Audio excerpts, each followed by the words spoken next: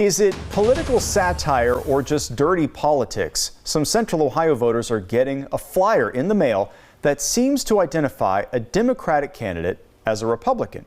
As Colleen Marshall found out, it's actually an effort to launch a campaign of confusion. Well, it's not unusual to see a flyer in the mail leading up to Election Day, but this flyer is causing some head scratching in Hilliard. 2,000 of them went out purporting to support a Democrat in the race for city council, Andy Teeter. But it also accuses Teeter of being a MAGA Republican bent on infiltrating the Democrat Party. It's got people talking, and that's exactly what the people behind it wanted. We wanted to highlight the hypocrisy that was going on here. And if you think about it, Colleen, that piece brought that out.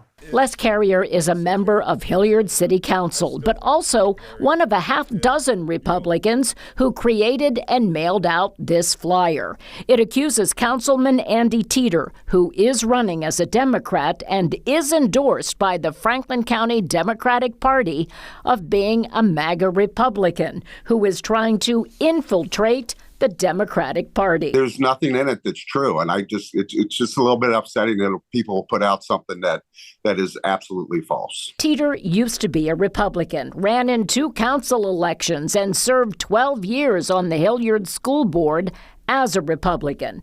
But he says he never voted for Donald Trump, and over time, he found his values to be more aligned with Democrats. A fierce supporter of public schools, and at the state level and at the national level, I feel like public schools are under attack by the Republican Party.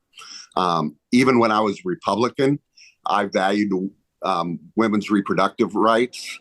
I've supported stronger laws and more protection for LGBTQ, and I've also supported reasonable gun laws. I just want to make sure that everyone understands we looked at it as a very hypocritical position that the Democrats are taking and endorsing Andy, who's been a lifelong Republican. Teeter says voters should be allowed to decide without a confusing flyer. But Carrier says he believes voters in Hilliard are in on the joke.